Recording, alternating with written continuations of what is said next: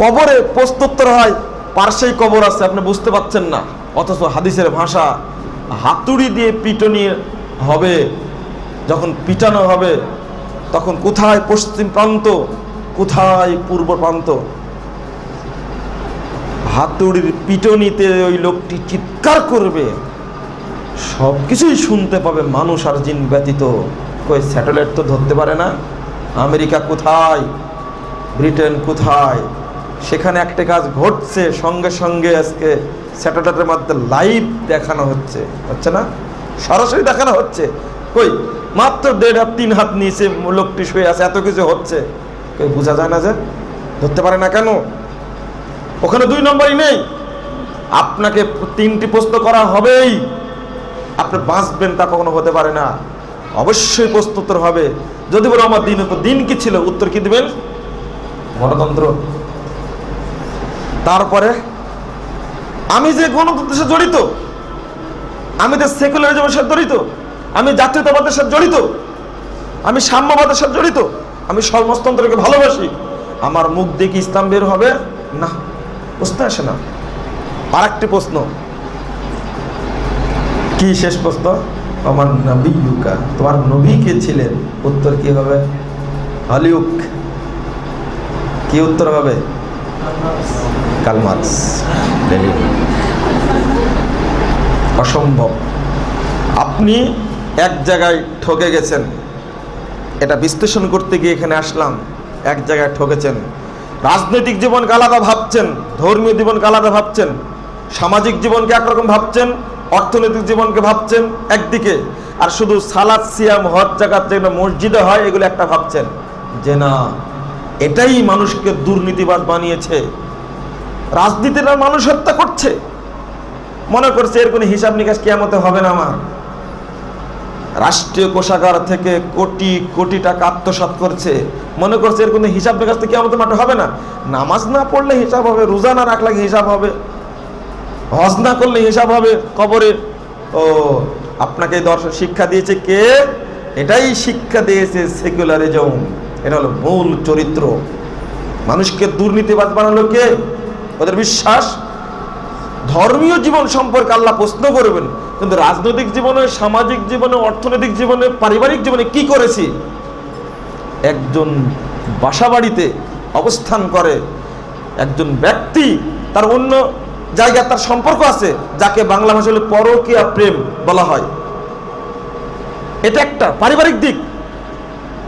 চাকরির দিক যেটা আশ্চর্যজনক ব্যাপার, ও করে এটা, বলছে এটা বৈষয়িক ব্যাপার, আমি চাকরি করছি, ঘুষ খাচ্ছি, এটা আল্লাহ জিজ্ঞেস করবেন না? নাউজুবিল্লাহ। একটা মানুষের একটাই মাথা, কিন্তু হাত কয়টা? 2টা, চোখ 2টা, কান 2টা, পা আছে, কিন্তু পুরোটা মিলেই কি মানুষ, তাই না? আচ্ছা, এমন কেউ আছেন যে আপনার অঙ্গে কোন অঙ্গটার নাম মানুষ বলতে পারবেন? হ্যাঁ, একটা অঙ্গের মানুষ নাই। যদি আমি দেখাই এটা কি, সবাই একমত? এটা প্রমাণ করতে পারবেন যে কলম? এটা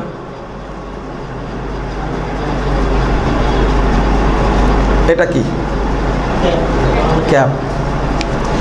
এটা যদি আমি বের করে ফেলে দিই, এটা কি? এটা কি? আমি কলম দেখতে চেয়েছি, কলম কই? কলম আছে? জি, সবগুলো মিলে কি কলম? পরিচালিত হয় কোথায় থেকে? 2টা মাথা, 2টা হাত, 2টা কান, 2টা চোখ, পরিচালিত হয় কয় জায়গা থেকে? এক জায়গায় থেকে। আপনার রাজনৈতিক জীবন হোক, অর্থনৈতিক জীবন হোক, সামাজিক জীবন হোক, ধর্মীয় জীবন, সালাত হোক আর সিয়াম হোক, সবগুলো পরিচালিত হবে এক ইসলাম থেকে। কেন ইসলাম বিধান নেই? আছে সর্বক্ষেত্রে। ব্যবসায়ের বিধান আছে সমাজে, রাষ্ট্রীয় আইন নাই ইসলামের? আছে। কিভাবে রাষ্ট্র পরিচালনা করতে? মোহাম্মদ সাল্লাল্লাহু আলাইহি ওয়াসাল্লাম রাষ্ট্র পরিচালনা করেননি? ওই যে should not be allowed to come into politics, religion should not be come into politics, it is merely matter between man and God. ধর্ম রাজনীতি প্রবেশ করার অধিকার রাখে না, এই সংজ্ঞা দিয়ে রাজনৈতিক জীবন থেকে ধর্ম তুলে দিয়েছি, সামাজিক জীবন থেকে ধর্ম তুলে দিয়েছি, অর্থনৈতিক জীবন থেকে ধর্ম তুলে দিয়েছি। অথচ অর্থনৈতিক জীবনে মূল বিষয় হলো আমি যে ব্যবসাটা করব অবশ্যই অবশ্যই ওই ব্যবসা অবৈধ মালের ব্যবসা করা যাবে না। হাদিস নেন আবু দাউদ 3288 নম্বর হাদিস। যে জিনিসটা হারাম তার ব্যবসা চলবে না। তাহলে এই দেশে যত মদের ব্যবসা হচ্ছে চলবে না, ইসলাম হারাম করেছে এটা। কই আপনি যে বলছেন যে সামাজিক জীবন নাকি ইসলাম নেই, অর্থনৈতিক জীবন ইসলাম নেই, মদের ব্যবসা হারাম, বিড়ির যত ফ্যাক্টরি আছে, সিগারেটের যত ফ্যাক্টরি আছে, যত বাংলা মদের দোকান বলে বিক্রি করা হয় সবগুলোই হাদিসের আলোকে হারাম, চলবে না। চাকরি জীবনে গিয়ে আপনি ঘুষ খাবেন যে না, ইসলাম বলে দিয়েছে 2363 নম্বর হাদিস ইবনে মাজার মধ্যে, লানাতুল্লাহি আলাল রাশি ওয়াল মুরতাশি, যে ঘুষ খায় আর যে ঘুষ দেয় উভয়ের উপরে আল্লাহ লানত, ওয়া মাল্লাইয়ানাল্লাহ ফালান তাজিদ লাহু নাসিরা। আল্লাহ বলেছেন যে ব্যক্তির উপরে আল্লাহ লানত করবেন ওই ব্যক্তি জাহান্নামে যার বাঁচতে পারবে না, ঘুষখোর জাহান্নামী। ইসলাম বলে যে তুমি যেখানে চাকরি করো না কেন ঘুষ খেতে পারবে না, ঘুষ চলবে না। তুমি অফিসারকে, তুমি অফিসকে, মালিককে ঠকাতে পারবে না, ইসলাম বলে দিতে স্পষ্ট। ব্যবসায় চাকরি জীবনের কথা বললাম, ব্যবসায়ী জীবনে ব্যবসা করতে গিয়ে আপনি বড় ব্যবসায়ী হিসাবে মুনাফা করে মজুদদারি আমদানি করবেন, সমস্ত সার আপনি কিনে নিয়ে গুদামজাত করে রাখবেন, যখন মানুষ সার পাবে না তখন অর্ধেক তার চেয়ে বেশি দ্বিগুণ দাম বেশি দিয়ে আপনি সার বাজারজাত করে, এটা টাটকা হারাম। লাআনাল্লাহু ওয়া রাসূলুহু আলাল খাতিব আলাল মুহতাকির, যে ব্যক্তি মজুদদারি মুনাফাখুরি করে ওই ব্যক্তির উপরে আল্লাহ এবং রাসূল লানত করেছেন, ইসলামে হারাম। মুনাফাখুরি মজুদদারি চলবে না। এই দৃষ্টিতেই শেয়ার বাজার হারাম, শেয়ার বাজার চলবে না। আপনি বলছেন আমাকে এইগুলোতে ইসলাম নেই, নেই মানে একজন ব্যক্তি ব্যবসায় কিনে যদি প্রতারক হয়, মূলনীতি আছে, কত প্রতারণা করছে ব্যবসার মাধ্যমে। বিশেষ করে শেয়ার বাজারে যে প্রতারণাটা হলো, মানুষকে মাঠে নামিয়েছে, নামায়নি। এই প্রতারক জাহান্নামী, অসম্ভব, ও বাঁচতে পারবে না। আত্মসৎকারে রাষ্ট্রীয় প্রজেক্ট পরে বুঝাবো আপনাকে, আমার সময় সংক্ষেপ। এই দিকটা যদি আপনি মনে করেন যে ধর্মীয় জীবনে যা আছে সেগুলোই করব, রাজনৈতিক জীবনে, সামাজিক জীবনে যাই হোক না কেন, আজকে রাজনীতির নামে মানুষ হত্যা করছে আর মনে করছে এর কোনো জবাব দিতে হবে না। আর রাষ্ট্রীয় কোষাগার থেকে একজন এমপি, একজন মন্ত্রী হাজার হাজার কোটি টাকা আত্মসাৎ করছে, তার আশ্চর্যজনক ব্যাপার। ও মনে করছে না এগুলো বৈষয়িক ব্যাপার, এগুলো হিসাব আল্লাহর কাছে দেওয়া লাগবে না, এই জন্য তো চুরি করতে পেরেছে।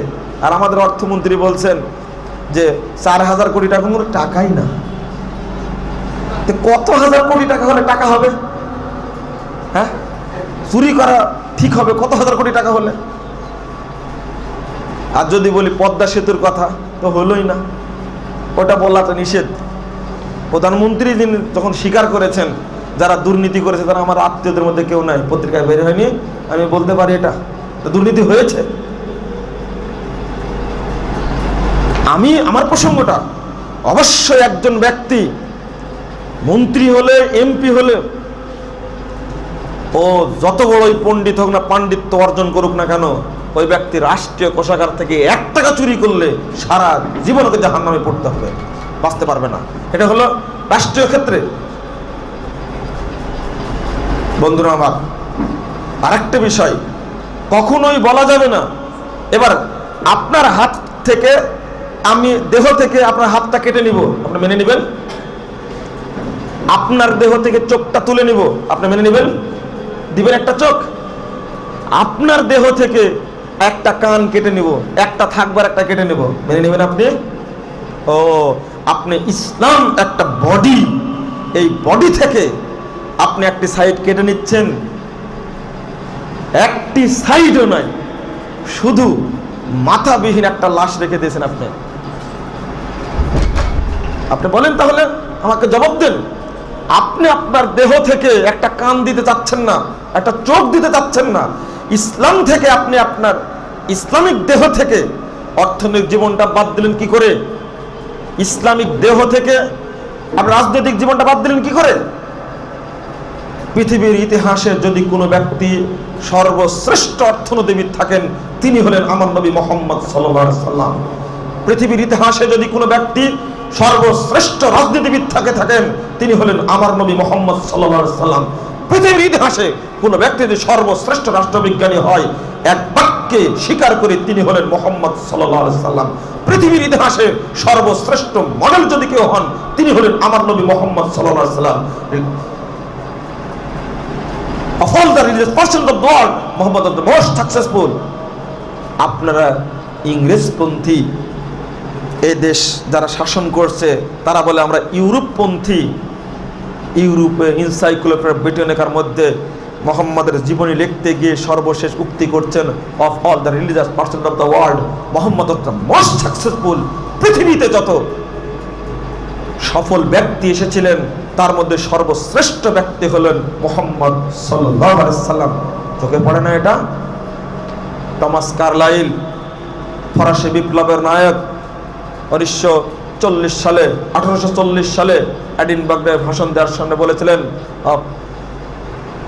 Hero society, hero the warship, hero as prophet Muhammad সাল্লাল্লাহু আলাইহি সাল্লাম। তিনি কিভাবে দাবি করলেন এটা? শুধু এটা? 1948 সালে রাজ্যসভায় ভাষণ দেওয়ার সময় জর্জ বার্নার্ড শ আমেরিকাকে বলে দিল, দুইটা বিশ্বযুদ্ধ পেরিয়ে গেছে, দুইটা বিশ্বযুদ্ধই তোমরা কিছু করতে পারোনি। লক্ষ লক্ষ মানুষের রক্ত ঝরেছে, এক মাও শতম 2 কোটি মানুষকে মেরেছে। 2 কোটি। ফরাসি বিপ্লবের সময় 4 লক্ষ মানুষকে মেরেছে। হিটলার মেরেছে কত? 60 লক্ষ মানুষকে হিটলার মেরেছে। আপনি কত প্রমাণ নেবেন? তাই তিনি বলছেন, I believe man like Muhammad were tested them like dictatorship on our world, he would succeed and solve this problem in a way that would bring much needed peace and happiness. আমি George Bernard Shaw বিশ্বাস করি, আধুনিক বিশ্বের একজন দায়িত্বশীল যদি মুহাম্মদের মতো ব্যক্তি হন, তাহলে এই পৃথিবীতে যত দুর্নীতি, যত অসংলগ্ন, যত অত্যাচার, নিপীড়ন, উৎপীড়ন সবগুলোকে দূর করে দিয়ে এই পৃথিবী ব্যাপী সুখ এবং শান্তির বন্যা তিনি বয়ে দিতে পারেন। ও এটা মুখের বলি, ইসলাম যা দিয়ে গেছে তা হয়নি, আপনারা মানতে পারেননি, যার কারণে আমরা নির্যাতিত আজকে। কেন? এগুলো কাদের উক্তি? বন্ধুরা আমার, আজকে আমার দেহ থেকে একটা অংশ আমি ছেড়ে দিয়েছি, রাজনীতিকে ইসলাম থেকে পৃথক করে দিয়েছি। আমি দিতে চাই না যে আমি গদিতে বসে, আমি চেয়ারে বসে ঘুষ খাচ্ছি, রাজনীতির নামে শিরিক করছি। এবার আমাকে আপনাকে ক্লিয়ার হতে হবে এই মর্মে, আমার মাথা দ্বারা যেমন দুই হাত পরিচালিত হয়। এবার আপনি বলেন, 2 হাতের কাজ আর 2 পায়ের কাজ কি এক? 2 চোখের কাজ আর 2 কানের কাজ কি এক? সবগুলোই নিজ নিজ গতিতে কাজ করছে। বলা লাগে না পা কাজ করবে না হাত কাজ করবে? ইসলাম এরকম চলমান জীবন ব্যবস্থা, কিয়ামত পর্যন্ত নিজস্ব গতিতে চলতে থাকবে। কিন্তু আমি যখন রাজনৈতিক জীবনে যাব, তখন অবশ্যই আমাকে রাজনীতির রুল, ইসলামী রুল মেনে চলতে হবে। যখন আমি সামাজিক জীবনে বিচরণ করব, তখন সামাজিক ক্ষেত্রে আল্লাহর নবীর আচরণ মেনে চলবো। আমি যখন অর্থনৈতিক ক্ষেত্রে যাব, তখন সুদ মুক্ত, পুঁজিবাদ মুক্ত অর্থনীতি আমাকে কাজ করতে হবে, মানে নিজস্ব গতিতে চলমান। নিঃসন্দেহে আমার চোখে চশমা আছে, এই চশমাটা এখন খুলবো। চশমাটি খোলার সময় পা আগে উঠবে না হাত আগে উঠবে? বলে দেবো, হাত আগে উঠবে। আমার পিছে একজন লোক দাঁড়িয়ে আছে, আমার পিছে একজন লোক দাঁড়িয়ে আছে, আমি তাকে অনুভব করব হাত দিয়ে না চোখ দিয়ে আগে দেখবো? চোখ দিয়ে দেখবো নিঃসন্দেহে। চোখের কাজ হাতের কাজ আলাদা।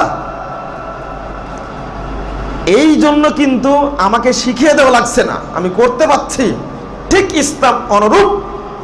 আমি যেখানে অবস্থান করব সেটা আমাকে মেনে নিতে হবে। আমি এখন পানি পান করব, কোন দিক দিয়ে? চোখ দিয়ে, কান দিয়ে, না নাক দিয়ে?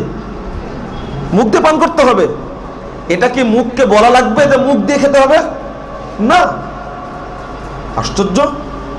আমি পানি পান করব মুখ দিয়ে, এটা আমার তবে তুমি জানি। পানির গ্লাস নিয়ে আসলে আমরা কানে ধরবো না, আমি চোখে ধরবো না, পিঠেও ধরবো না, কোথাও মুখে ধরবো। আমি ইসলাম চলমান, এইভাবে বুঝতে হবে। আমি যখন রাজনৈতিক জীবনে বিশ্লেষণ করব, রাজনীতিতে গিয়ে আমাদের অবস্থা হয়েছে অনুরূপী। আমি রাজনীতি করতে গিয়ে পানি মুখে না ধরে পিঠে ধরেছি। দেখতে হয় চোখ দিয়ে, আমি দেখছি কান দিয়ে।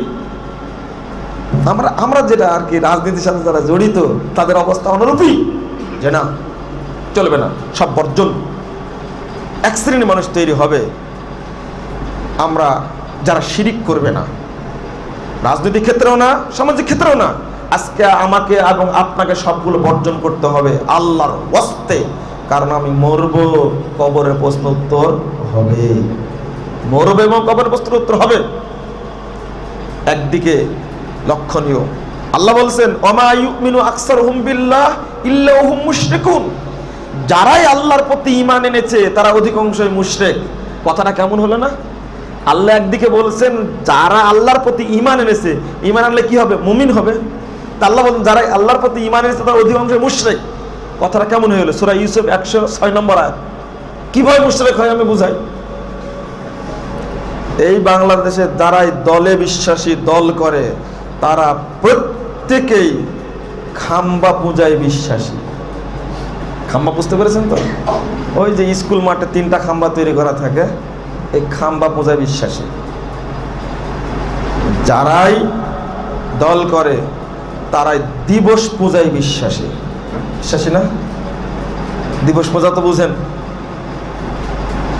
পহেলা বৈশাখ শুধু, 31st নাইট, পহেলা ফাল্গুন।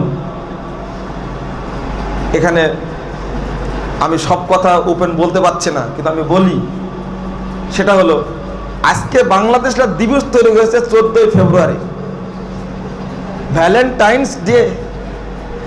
এখানে আবার খুব দুঃখজনক ঘটনা হলো, বাংলাদেশ শিখানো হয়েছে এত বড় একটা নষ্টা দিবসকে বলছে ভালোবাসা দিবস। এরও পূজা হয়, সবচেয়ে বড় পূজা হয়। আমি রাজশাহী বিশ্ববিদ্যালয়ে যখন পড়াশোনা করি তখনই ছাত্রদের মুখে শুনেছি, ওটা তো বাক্যটা বলা যাবে না এখন আর। কেন? ওই দিবসগুলো না, আরো দিবসগুলো যে প্রচলিত আছে, এই দিবসগুলোর ইতিহাস আপনি বলেন, আপনার ভাবটা বলেন আমাকে। সবগুলো দিবস পূজা বিশ্বাসী, ওটা শিরিক। এটাতে যদি নাও হয়, একটা পূজায় বিশ্বাসী, সকলে সিল পূজায় বিশ্বাসী। সিল না মারলে আপনি তো টাকা পয়সা পাবেন না। সিল মানে বুঝতে পেরেছেন তো? এটাও বুঝেন না আপনি। সিল না মারলে এমপি মন্ত্রী হওয়া যায় না, যায়? এটা কি জবাব দেবেন? এই আঙ্গুলটা কাল কিয়ামতের মাঠে কি জবাব দেবে? এই কাজটা করে নিয়েছেন এক শ্রেণীর মানুষ, অধিকাংশই, এরা সংখ্যায় সবাই বেশি না, সবাই দল করে, এগুলো সবগুলো শিরক। একটা দিন পূজা শিরক। দ্বিতীয় একটা জিনিস বলি আপনাদেরকে, আমাদের বাংলাদেশে একটা বিনা পুঁজির ব্যবসা আছে। শুধু একটু কবর তৈরি করে যদি কাপড় চোপড় দিয়ে ঢেকে রাখে, এটা সবচেয়ে লাভজনক ব্যবসা এবং বিনা পুঁজির ব্যবসায়ী বাংলাদেশে খানকা এবং মাজার নামে, পীর ফকির আর মুরিদ, পীর মুরিদের নামে যত মানুষ জড়িত সবগুলো শিরকের সাথে জড়িত। টুপি পাগড়ি মাথায় বেঁধে, আলখেল্লা পরে, হাতে তসবি নিয়ে, বড় লম্বা দাড়ি রেখে খানকায় বসে এদেশে কোটি কোটি মানুষকে মুশরিক বানাচ্ছে, কোটি কোটি মানুষকে। এবার আপনি বলেন আল্লাহর কথাটা কি যথার্থ না অযৌক্তিক? ওমা ইউমিনু আকসারুহুম বিল্লাহি ইল্লা হুম মুশরিকুন। আপনাদের কাছে আমার দাবি থাকবে আজকে, আপনারা কেউ কখনো ফুল পূজা করবেন না। অনুরোধ থাকলো, এই অনুরোধটাই কাল কিয়ামতের মাঠে আল্লাহর কাছে বলতে পারবো। ফুল পূজা করবেন না। সাগর রুনির একটা বাচ্চা আছে মেঘ নাম, মৃত্যু দিবসে গিয়ে সুন্দর ফুল নিয়ে গিয়ে মা বাবাকে শুভেচ্ছা জানাচ্ছে, শুরুতে শিরক। আমরাও করি, আমরা যে করি না তা না, আমি দিবসগুলোকে গালি দিই, কিন্তু জন্মদিবস যে আমি করি, পালন করি, মরিনি এখনো, যে মৃত্যু দিবস করার বলা যাবে না, কিন্তু বাপ তো মারা গেছে, তার তো মৃত্যু দিবস পালন করি। আচ্ছা, এটা না করলে হোক। আমরা যে দিবসগুলো পালন করি এবং পরস্পরকে ফুল দিয়ে শুভেচ্ছা জানাই, কেন না? দিবস পালন চলবে না। দিবস পালন যদি করতে হয় করতাম মুহাম্মদ রাসূলুল্লাহ সাল্লাল্লাহু আলাইহি সাল্লামের উপরে যে ওহী নাযিল হয়েছে সেই দিবস পালন করব, কিন্তু ইসলামে কি আছে এটা? না। দিবস যদি পালন করতে হয় তাহলে করব যেদিন মুহাম্মদ সাল্লাল্লাহু আলাইহি সাল্লামের জন্ম হয়েছে সেদিন। অনেক হতে পারে। রবি ঠাকুর কবিতা লিখে গেছে, এসো হে বৈশাখ, বৈশাখ কল্যাণ দিবে। কত বড় শিরক চিন্তা করতে পেরেছেন? আর পয়লা বৈশাখের কথা মাথায় আসলে মাথায় তখন আর কাজ করে না। কারণ যে দেশে বিশ্ববিদ্যালয়ের সিনিয়র প্রফেসর রাজধানীর রাজপথে ঘুরে ব্যাঙ্গের মুখোশ পরে, তখন আর বলা যায় না এটা শিক্ষিত দেশ। এটা মেনেই নেওয়া যায় না। এটা ব্যাঙ্গের মুখোশ, কুকুরের মুখোশ পরে, সাপের মুখোশ পরে ঘুরতে পারে, যেখানে মূর্তি পূজার শিরক অসম্ভব, হতে পারে না, সব শিরক। এই দিক একটা দিক বললাম, মাজার পূজা, কবর পূজা, খানকা পূজা, গাছ পূজা, পাথর পূজা, স্থান পূজা, এগুলো শিরক। ওমা ইউমিনু আকসারুহুম বিল্লাহ ইল্লা হুম মুশরিকুন। যারা আল্লাহর প্রতি ঈমান এনেছে তাদের অধিকাংশই মুশরিক। আল্লাহর কথা অতীব যথার্থ, অতীব যথার্থ। যদি এগুলোর সাথে জড়িত হয় ইসলাম নষ্ট হয়ে যাবে। আশরিকু ফিত তাওহীদ কাল হাদাস বিল উযু। ওযু করার পরে, গোসল করার পরে যতই প্রস্তুতি নিয়ে মসজিদে যায়, আমার ওযু নষ্ট হয়ে যদি যায় সালাত আর হবে না। অনুরূপভাবে আশরিকু ফিত তাওহীদ, আমি অনেক আমল করেছি, সিয়াম রেখেছি, হজ করেছি, যাকাত দিয়েছি, দান করেছি, সালাত পড়েছি, যদি খালি শিরক একটু ঢুকে যায়, একটা মাত্র ফুল দিয়েছি, বেশি দেননি, মাত্র একটা ফুল দিয়েছি, দেওয়া মাত্রই যত আমল ছিল জীবনের সব নষ্ট হয়ে যাবে। এটাই চূড়ান্ত কথা। আল্লাহ বলেছেন ওমাই ইয়াকফুর বিল ঈমান ফাকাদ হাবিত আমালু। যে না, চলবে না তো চলবে না, জড়িত থাকলে সমস্যা আছে। বন্ধুরা আমার, আপনি এবার আমাকে বলবেন তাহলে এই দেশে এটা কিভাবে সম্ভব? আসহাবে কাহাফের যুবক কাফেলা মাত্র কয়েকজন ছিল। আমি তরুণদেরকে বলি, উৎসাহিত করি, তোমরা শিরককে বর্জন করে তাওহীদের পথে আসো। এই দেশ শিরকের দেশে থাকবে না, ইনশাআল্লাহ এই দেশ তাওহীদের দেশে পরিণত হবে ইনশাআল্লাহ, এতে কোনো সন্দেহ নেই। মানুষকে বুঝতে দিতে হবে আগে, সর্বক্ষেত্রে ইসলাম মানতে হবে। যদি না মানি হবে না, সম্ভব না, শিরকে পরিণত হবে। আর তাগুতের সাথে যুক্ত হয়ে আমরা কালেমা পড়েছি একটা, লা ইলাহা পড়িনি, তারপরে কি বলেছি? ইল্লাল্লাহ। কথাটা আমরা বিশ্বাসী, লা ইলাহা মানে কোনো ইলাহ নেই। বলছি মুখে কোনো ইলাহ নেই আল্লাহ ছাড়া, কিন্তু করছি কয়টা? সব এলাকায় মানছি আল্লাহ বাদ দেয়। মসজিদে বলছে লা ইলাহা ইল্লাল্লাহ, আল্লাহ ছাড়া কোনো ইলাহ নেই, কিন্তু কার্যক্ষেত্রে সব ইলাকেই মানছি, মানি না শুধু কি একটা ইলাহ, আল্লাহকেই মানি না, সবগুলোকে মানছি আমি। বন্ধুরা আমার, এখানেই আল্লাহ বলেছেন যে লা ইকরাহা ফিদ্দীন কদ তাবায়্যানা রুশদু মিনাল গাই ফামান ইয়াকফুর বিত-তাগুত ওয়া ইউমিন বিল্লাহ ফাকাদ ইসতামসাকা বিল উরওয়াতিল বুসকা। লা ইলাহা ইল্লাল্লাহর মধ্যে আমাকে থাকতে হবে।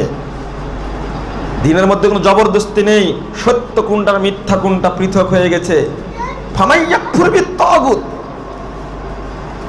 যে ব্যক্তি তাগুতের সঙ্গে তাগুতকে অস্বীকার করে কাফের হলো, ওয়া ইউমিন বিল্লাহ, এবং আল্লাহর প্রতি ঈমান এনে মুমিন হলো, ফাকাদ ইসতামসাকা বিল উরওয়াতিল বুসকা, ওই ব্যক্তি আল্লাহর পক্ষ থেকে প্রেরিত হেদায়েতের হাতলকে শক্ত করে ধরলো।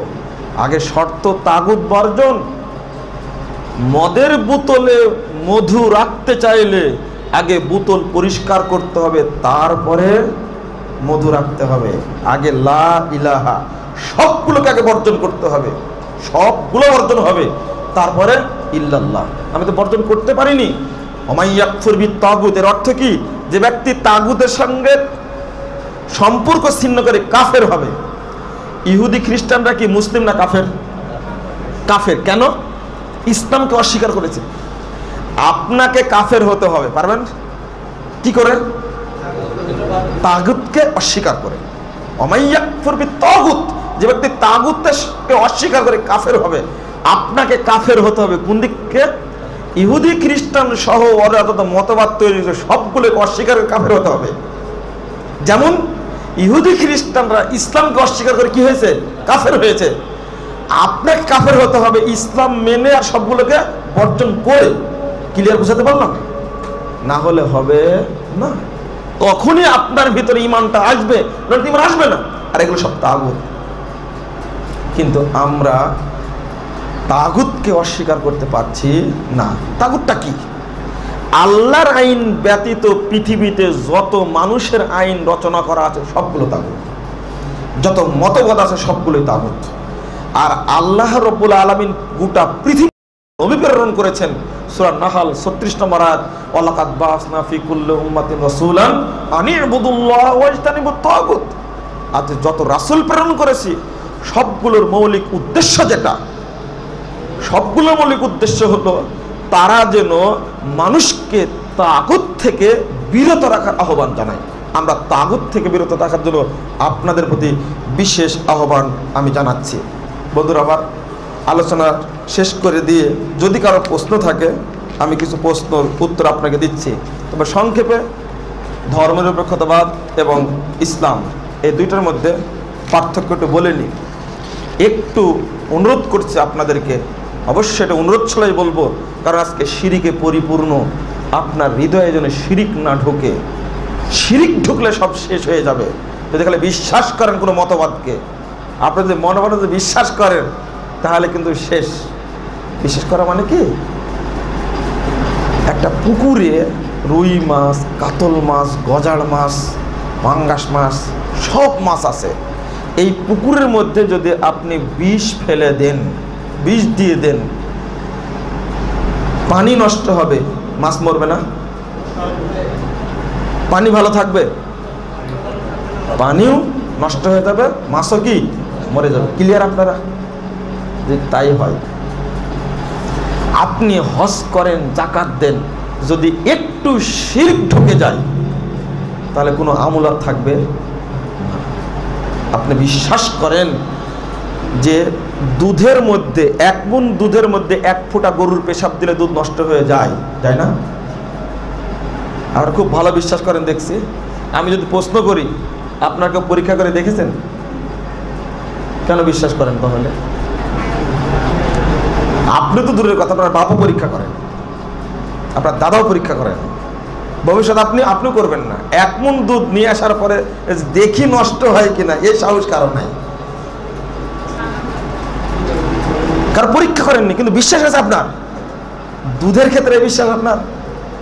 এখন যদি আপনাকে বিষ দিই, আমরা বোতলে একটা বিষ দিব, যে মাত্র 1 চামচ বিষ আপনাকে খেয়ে নেন, মরবেন না বেঁচে থাকবেন? বেঁচে থাকবেন। পরীক্ষা করে দেখেন একটু। আপনাকে পরীক্ষা করে করেছেন যে বিষ খেয়ে দেখি মরি কিনা? আছেন কেউ? কেউ নেই তো? কেউ নেই। বিষ খেয়ে দেখবেন দেখি মরি কিনা, পরীক্ষা কোনোদিন করেননি? যদিও পরীক্ষা অনেক করেছেন আপনি, এই পরীক্ষা করেননি। কেন করেননি বলতে পারেন? কি খেলেই মারা যাবে, বিশ্বাস। কিন্তু বিষ খেতে অনেকে বাঁচে না? ওহো, বিষ খেয়ে মানুষ মরে, তবে কেউ বাঁচেও যায়। পরীক্ষা আপনি করেননি চূড়ান্ত বিশ্বাসের কারণে, যদিও কেউ বাঁচে। দুধ 1 মুন দুধের মধ্যে গরুর পেশাব দিলে দুধ নষ্ট হয়ে যায়, আপনার বিশ্বাস নাও হতে পারে, কিন্তু ইসলাম যেটা বলেছে তার 19 এবং 20 কোনোদিন হবে না। এটা বিশ্বাস করেন না কেন? বিষ খেয়ে নিয়েছে কোনো ব্যক্তি, ওকে মেডিকেলে নিয়ে যাওয়া, তার গ্রামের মধ্যে গোবর গুলে খাওয়ায় বাঁচার চেষ্টা করে, কেউ বাঁচে না? অনেকে গলায় ফাঁস দিবে, দেখতে পেয়েছে, দড়িটা কেটে দিয়েছে, বাঁচেনি, অনেকে বেঁচে গেছে। কিন্তু জানেন আপনি, বিশ্বাস করেন গলায় ফাঁস দিলে মানুষ মরবেই, বিষ খেলে মরবে, কেউ তো বাঁচে। কিন্তু যে ইসলামের কথা বললাম, এই ইসলামের কি 19-20 হবে? 20-এর মধ্যে 20.5, 19.5 না, কোনোদিন হবে না। আজ পর্যন্ত 1500 বছর পেরিয়ে গেছে, হয়নি ব্যতিক্রম, কিয়ামত পর্যন্ত ব্যতিক্রম হবে না। ইসলাম যেটা বলেছে ওটাই চূড়ান্ত। কিন্তু দুধের প্রতি যে বিশ্বাস, বিষ খাওয়ার প্রতি আপনাদের যে বিশ্বাস, এই বিশ্বাসটা কিন্তু শরীয়তের উপরে নাই। শিরক করলে অবশ্যই অবশ্যই আপনার আমল নষ্ট হয়ে যাবে। শিরক বর্জন করুন, এই সমস্ত মতবাদ চলবে না। ইসলাম বনাম ধর্মনিরপেক্ষতাবাদ, এর উপরে একটা দিক আপনাকে বলছি, সেটা হলো ইসলামের মূল উদ্দেশ্য মানুষকে প্রকৃত দিনদার বানানো, প্রকৃত দিনদার বানানো। আর ধর্মনিরপেক্ষ মতবাদের মূল উদ্দেশ্য ধর্মহীন দুনিয়াদার বানানো। ধর্ম না দুনিয়াদার। কেন আপনারা শুনেননি? খাও দাও ফুর্তি করো, আগামীকাল বাঁচবে কিনা বলতে পারো, কথা আসেনি? শুনেননি? নগদ যা পাও হাত পেতে নাও, তারপরে বাকির খাতায় শূন্য থাক। এটাই একজন ব্যক্তিকে ধর্মদ্রোহী করেছে সেকুলারিজম। রাজনৈতিক জীবনে চিন্তাই করেনি, আফটার লাইফ যেটা, পরজীবন যেটা, ওটাকে বিশ্বাসই করেনি, সে এজন্য মানতে পারে না। অনুরূপভাবে ইসলাম মানুষকে দ্বীনি অনুশাসনের মাধ্যমে আল্লাহর গোলামে পরিণত করে। ইসলাম চাই দ্বীনি অনুশাসন। পক্ষান্তরে ধর্মনিরপেক্ষতাবাদ মানুষকে ধর্ম থেকে বিচ্ছিন্ন করে মানবরূপী পশুতে পরিণত করে। মানুষ পশু হয় না? কখন পশু হয় বলেন? আপনারা গালি দেয় বলে মানুষটা জানোয়ার রে, মানে কাজটা যেটা করেছে এটা মানুষ করতে পারে না, বলেন না আপনারা? পশুতে পরিণত হয়েছে। আল্লাহ বলেছেন উলাইকা কাল আনআম বাল হুম আযাল, আরে এরা পশু, পশু চেয়ে তো খারাপ, আল্লাহ বলছেন এটা। 3, ইসলামের ভিত্তি আল্লাহ প্রদত্ত ওহী। ইসলাম কোথা থেকে এসেছে? আল্লাহর পক্ষ থেকে। কিন্তু পক্ষান্তরে ধর্মনিরপেক্ষতাবাদের ভিত্তি হলো মানুষের মস্তিষ্কের প্রতি নাস্তিক্যবাদ। মানুষ ব্রেন দ্বারা যেটা তৈরি করে সেটাই। ইসলামী জীবন সুশৃঙ্খল ও সমুন্নত, কিন্তু ধর্মনিরপেক্ষ জীবন উশৃঙ্খল ও বলগাহীন। ধর্মনিরপেক্ষ তার কোনো ধর্মই নেই, এখানে ধর্মই নেই, কিন্তু দলিল হলো কি লাকুম দীনুকুম ওয়ালিয়া দীন, রাওয়াহুল বুখারী। এটা কোরআনের আয়াত, কিন্তু দলিল পেশ করতে যায় বলে কি বুখারীর হাদিস না। তোমার দিন তোমার কাছে, আমার দিন আমার কাছে। এটা তো ইহুদিদের কাছে, হিন্দুদের দিন হিন্দুদের কাছে, মুসলিমদের দিন মুসলিমদের কাছে। এটা তো বোঝা গেল যার কোনো ধর্মই নাই, এই আয়াত কোনো তার দলিল হতে পারে? হ্যাঁ, ধর্মহীনতা, এই কথাটাও ঠিক নাই। মনে করেন এটা সেকুলারিজমের থিওরি বা কনস্টিটিউশন, সংবিধান মনে করেন। এটা ধরেন, এটা গণতন্ত্রের একটা পার্ট আছে না, থিওরি মানে কাঠামো আছে না, গণতন্ত্রের একটা আইন কাঠামো আছে না, ধর্মনিরপেক্ষতার একটা কাঠামো আছে। এই কাঠামোর যেটা অনুসরণ করবে তারা কি? এই পন্থী, সেকুলার বা ধর্মনিরপেক্ষ ব্যক্তি। তো এটাকে ধর্মহীন বলা যায় কি করে? মানে ধর্ম নিরপেক্ষ বলা যায় কি করে? ও তো একটা ধর্ম। এটা আশ্চর্য লাগে, হতবাক লাগে। নিজে বলছে ধর্ম নিরপেক্ষ, অত নিজে একটা ধর্মের পন্থী। আমি আবারও বলছি বোঝানোর জন্য, ইসলাম একটা ধর্ম পৃথক, হিন্দু একটা ধর্ম, বৌদ্ধ একটা ধর্ম, সেকুলারিজম নাকি একটা ধর্ম নয়, এটা ধর্ম নিরপেক্ষ। কথাটা কেমন হয়ে গেল? অথচ একটা কাঠামো আছে, গণতন্ত্রের কাঠামো থাকার কারণে গণতন্ত্রীয়, গণতন্ত্রের মানে ন্যাশনালিজমের থিওরি মানার কারণে ন্যাশনালিস্ট, কমিউনিজমের থিওরি মানার কারণে কমিউনিস্ট। যে ব্যক্তি সেকুলারিজম অনুসরণ করবে সে কি? সে সেকুলার না। সে যদি সেকুলার হয় তাহলে ধর্মীয় হলো না, আর উল্টা বলছে কি এটাকে ধর্ম নিরপেক্ষ। কত বড় মিথ্যা অপবাদ আপনি চিন্তা করেন। ওই যে আগে একটা কথা বলেছি, চিলে কান নিয়ে গেছে, একটা কথা বলে না, চিনে কান দিয়ে চলে গেছে, চিলের পিছনে দৌড়াচ্ছে, কিন্তু হাত দিয়ে দেখেনি যে আসলেই নিয়ে গেছে কিনা। আমাদের অবস্থাটা শিক্ষা থেকে দূরে থেকে থেকে অবস্থা। ওটা যদি বলা যায়, যারা এই ধর্মনিরপেক্ষ মতবাদ বা ইত্যাদি মতবাদগুলো কাঁধে নিয়ে ঘুরে রাস্তায় রাস্তায়, তারা সব অশিক্ষিত। যে যদি বলেন masters pass, MA pass, masters কিভাবে পাস করেছো তুমি, আমি জানি না। তুমি তো অস্ত্র দেখে নাম্বার নিয়েছো। সবচেয়ে স্বাধীন নাম্বার দেওয়ার অধিকার বিশ্ববিদ্যালয়ের টিচারেরা। বলে আসছে পরীক্ষা দিয়েছি, স্যার পরীক্ষা লিখতে পারেনি, নাম্বার যদি না দেয় 50-এ 85 দিতে হবে, না হলে 2 মার্ক মাফ করলাম 48 দিবেন স্যার, তবে দিতে হবে। তুমি টেন্ডারবাজি করে, অস্ত্রবাজি করে মাস্টার্স পাস করে বেরিয়ে আসছো। তুমি বড় একজন শিক্ষিত মানুষ বটে, শিক্ষিত হয়েছে কি করে? বোমা দেখিয়ে।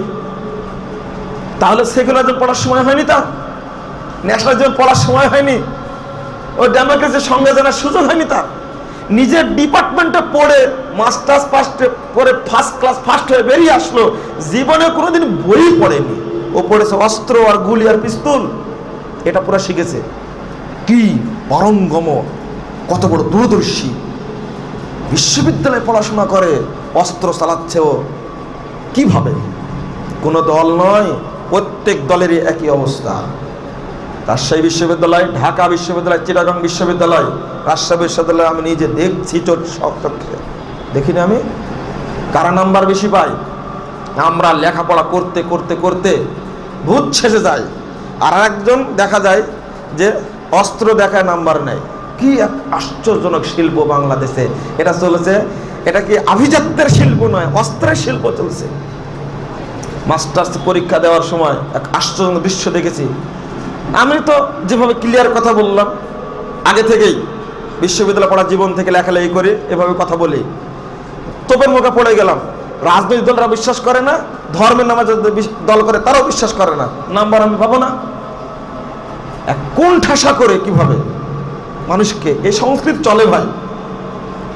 যখন মাস্টার্সে ফার্স্ট ক্লাস ফার্স্ট হয়ে বেরিয়ে আসলাম, তখন হিংসুক টিচার আমাকে বলেছিলেন যে তোমার তকদিরে ছিল, মানে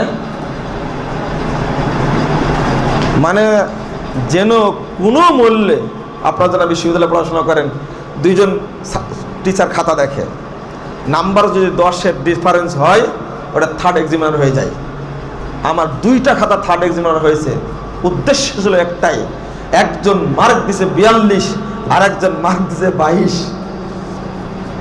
চিন্তা করা যায়, উদ্দেশ্য একটাই। আপনার এটা অফ দ্য রেকর্ড। আমি আপনাদের বলতে চাচ্ছিলাম বিশ্ববিদ্যালয়ের প্রেক্ষাপটটা, পরিবেশটা, আমি কি করে শিক্ষা অর্জন করেছি, ডিগ্রি অর্জন করেছি আমি জানি না। পিএইচডি দিতেই হবে, সিন্ডিকেটে পাস করতেই হবে, করবে না মানে? ভিসিকে রাত্রে বলে দিয়েছে আমি যা লিখেছি ওটাই পাস। সুপারভাইজার একটা আমেরিকায় আছে, একটা বাংলাদেশে আছে, অথবা একটা আলিগড়ে আছে, একটা ঢাকা বিশ্ববিদ্যালয়ের টিচার আছে। 2 টিচারকে বলে দিয়েছে, ওখানে রিপোর্ট আসছে, আলিগড় থেকে রিপোর্ট আসছে, উনি এক এক্সামিনার ছিলেন, থিসিসের এক্সামিনার, রিপোর্ট দিয়েছে এটা কোনো পিএইচডি হয়নি। এবার কি হবে? আমি তো রাজনীতি করি, কি হবে? এবার রিপোর্ট আসছে, ওই বাক্যটা লেখা হয়েছে, এই থিসিস মানে রেফারেন্স সমৃদ্ধ হয়েছে। বাক্য কেমন হয়ে গেল এবার? কেন উল্টা হয়ে গেল? এইভাবে পিএইচডি অর্জন করে ডক্টর হয়েছি। বন্ধুরা আবার আমি আর আগাতে চাচ্ছি না, এটা শিক্ষা ব্যবস্থার মুক্তি।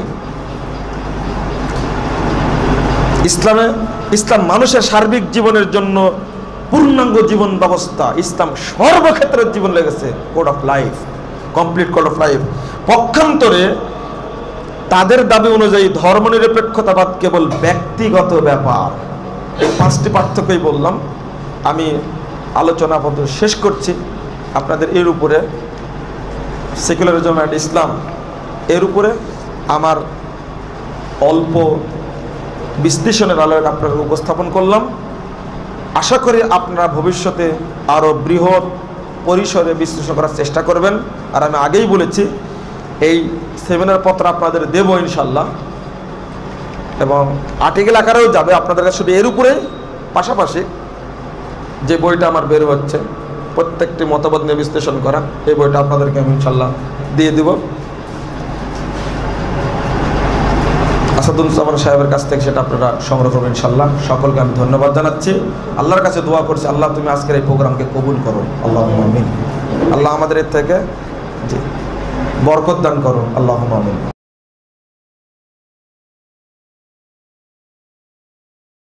বিদআত কি এবং সমাজে কি কি ধরনের বিদআত প্রচলিত রয়েছে আমাদের বাংলাদেশে? ও আচ্ছা আচ্ছা আচ্ছা।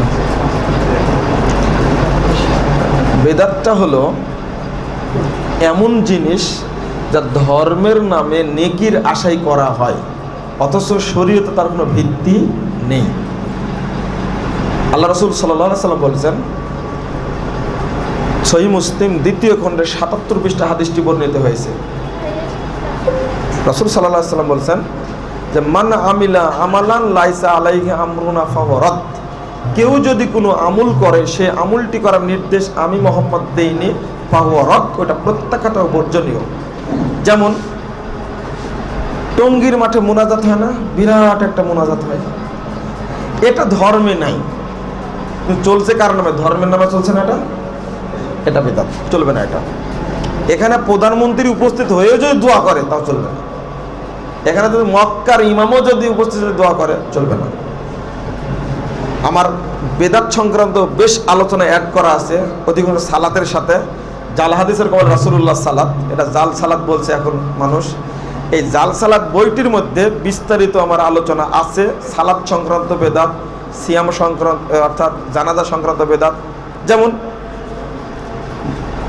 একাকী হাত তুলে দোয়া করা যাবে, যে কেউ করতে পারবে, তবে হাতটা মুখে মাসা করার দরকার না। দোয়া করা হলো, আপনি শেষ করে দিলেন, যে কোনো জায়গায় করা যাবে, হাত তুলে দোয়া করা যাবে। তবে দলবদ্ধভাবে, যেমন বিবাহের মজলিসে দোয়া হয়, কবরে মৃত্যু ব্যক্তিকে মাটি দেওয়ার পরে দোয়া হয়, তারপরে ঈদের মাঠে দলবদ্ধ দোয়া হয়, জালসার মাঠে দোয়া হয় না, এই দলবদ্ধ দোয়া হাদিসে নেই। বরং এখানে একটা দোয়া পড়তে হবে, সুবহানাকাল্লাহুম্মা ওয়া বিহামদিকা আশহাদু আল্লা ইলাহা ইল্লা আনতা আস্তাগফিরুকা ওয়া আতুবু ইলাইকা। এই দোয়া আল্লাহর নবী পড়েছেন, এটা ঠিক না। কোরআন তেলাওয়াতের পরে আমার দেশে একটা দোয়া পড়া হয়, সাদাকাল্লাহুল আযীম, শরীয়তের কোনো ভিত্তি নেই। কোরআন তেলাওয়াত শেষ হলে বলতে হবে সুবহানাকা ওয়া বিহামদিকা আশহাদু আল্লা ইলাহা ইল্লা আনতা আস্তাগফিরুকা ওয়া আতুবু ইলাইকা। এই হাদিসটা পাওয়া যায় নাসাইর মধ্যে 308 নম্বর হাদিস। আল্লাহর নবী এটা পড়েছেন, আমাকে এটা পড়তে হবে। বিদআতের তো ছড়াছড়ি। যেমন মৃত্যু কেন্দ্রিক বেদাত আছে সমাজে, মৃত্যু কেন্দ্রিক এত বেদাত, মারা যাওয়ার পরই এই ব্যক্তিটিকে বেদাত দ্বারা ঘিরে ধরা হয়। তার মধ্যে প্রথম শুরু হয় মৃত্যু ব্যক্তিকে কোরআন পাঠ করা, এটা চলবে না। দ্বিতীয়ত, কবরে যাওয়ার সময় মৃত ব্যক্তিকে 3 বার খাটিয়া নামানো হয়, দলিল নেই, একবারে নিয়ে যেতে হবে। কাফনে অনেকগুলো কোরআনের আয়াত, এটা সেটা কালেমা লেখা হয়, কিছুই লেখা যাবে না, চলবে না। কবরে জিয়ারত করতে গিয়ে বলে ইমাম সাহেব যে 5 বার সূরা ফাতিহা পড়েন, 3 বার দরুদ পড়েন, না, কিচ্ছু না, এগুলো শরীয়তে নেই। তারপরে 4 কোনায় 4 কুল, অর্থাৎ সূরা ফালাক, সূরা নাস, সূরা ইখলাস, কাফিরুন পড়ে খেজুরের পাতা পড়ে, এটা ঠিক না। কবরে গোলাপ জল ছিটানো, এটাও ঠিক না, চালু আছে এইগুলো। কবরে মাটি দেওয়ার সময় বলেছে মিনহা খালাকনাকুম ফিহা নুঈদুকুম, এর কোনো দলিল নেই, বলতে হবে শুধু বিসমিল্লাহ। এটা মৃত্যু কেন্দ্রিক। যখন মাঠে দেওয়া হলো, আবার মিষ্টি বিতরণ করে, সমাজে চালু আছে। ওই দিন জানাজারা যারা উপস্থিত হয়েছে তাদেরকে খেতে দিতে হবে, গরু খাসি জবাই করে অনুষ্ঠান করা হয়। তারপরে মৃত্যুর আগে বা পরে ফয়তার অনুষ্ঠান করা হয়। এটা কী বলেন আপনারা? ফয়তা। আর রাজশাহী এলাকায় ফয়তা বলে, আমরা বলি মরা খাওয়া।